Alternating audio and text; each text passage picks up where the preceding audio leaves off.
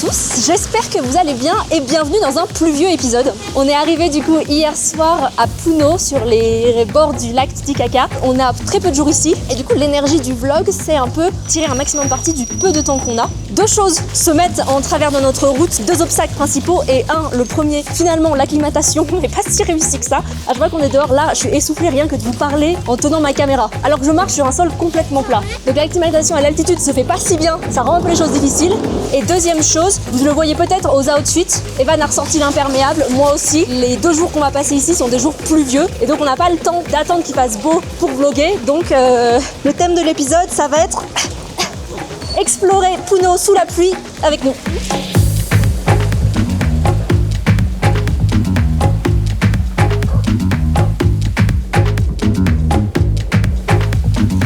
Première mission de la journée, trouver une laverie qui peut nous faire une machine sur 24 heures pour pouvoir avoir notre linge de prêt avant la prochaine destination. Toujours un peu les tâches de la vie adulte, pas très drôle en vlog mais nécessaire. Et j'aime bien le partager avec vous parce que mine de rien ça représente quelque chose qu'on fait une fois par semaine. Comme on avait du coup plein d'épisodes prévus dans plein de climats différents, on n'a pas beaucoup de tenues adaptées à chaque climat donc on a besoin de les laver assez régulièrement.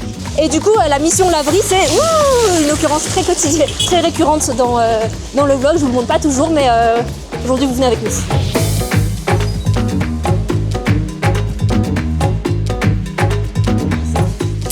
Je me dépêche un peu quand même. En plus j'ai des trucs dans les poches et tout. Et attends, je trouve l'autre. Je savais pas que c'était pour aujourd'hui, le linge. Je pensais que c'était pour demain. Et comme on a une activité demain, il y a un pantalon que je pouvais pas mettre et qui m'embête parce que j'ai qu'un pantalon un peu aventure quoi. Vu que c'est pour aujourd'hui finalement, et bah je peux mettre le pantalon d'aventure. Comme ça il sera prêt pour demain. Et du coup, en casson. Et du coup je suis en boxer. La dame elle rigolait, elle a tout de suite dit oui, mais elle rigolait. Et voilà, perfecto.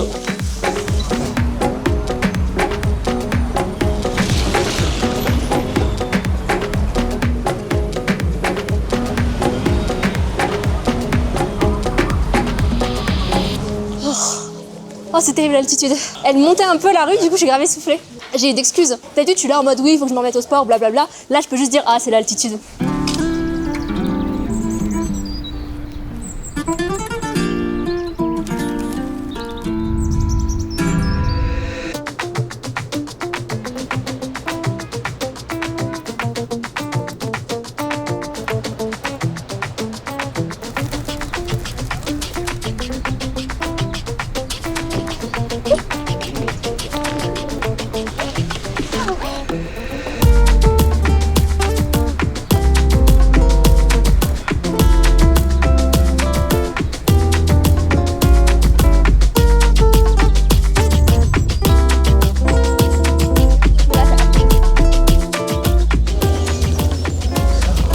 L'altitude, ça tape. Et hier, moi, je faisais le malin en disant non, c'est bon, je suis trop essoufflé, tout ça. Oui.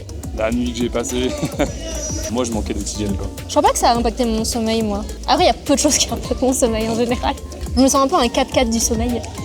J'ai un sommeil tout terrain, genre vraiment le bruit, la lumière, le mouvement, les secousses, que ce soit inconfortable ou pas, que je sois allongée ou pas, si je dors, genre. Et je suis dure à réveiller. Hein. Il n'y a que moi qui sais la réveiller actuellement.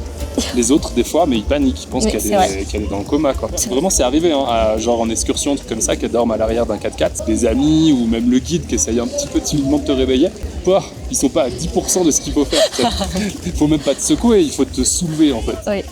Si vous trouvez que la qualité est un petit peu différente, c'est parce que ce matin on avait juste prévu de faire une petite balade dans Puno et on savait pas trop à quoi s'attendre, du coup on n'a pas pris la papa caméra, on a juste pris l'Osmo Pocket, la nouvelle caméra qu'on a depuis juste en fait cette série là de notre tour South America. Ouais, l'Osmo Pocket 3. Et je la trouve hyper bien parce que très très versatile et j'espère que le rendu va être cool pour avoir un truc un peu à la fois pour les séquences où on parle et en même temps les petits moments en vlog, en exploration de ville. Elle est super petite donc c'est vraiment pour nous qui sommes vraiment pas forcément à l'aise à l'idée d'avoir en public la caméra. Tu sais, quand il s'agit de filmer, oui. Des fois je me dis bon je veux qu'on fasse les choses très vite, tu vois. Ouais. Parce qu'en fait la grosse caméra, ce qu'elle crée généralement, c'est que les gens sont hyper gentils et respectueux et du coup s'arrêtent pour ça. Ouais, ils osent pas passer devant. Ouais. Moi ça me met mal à l'aise, je veux pas gêner les gens dans l'espace public, alors que je trouve que cette petite là, les gens s'arrêtent moins.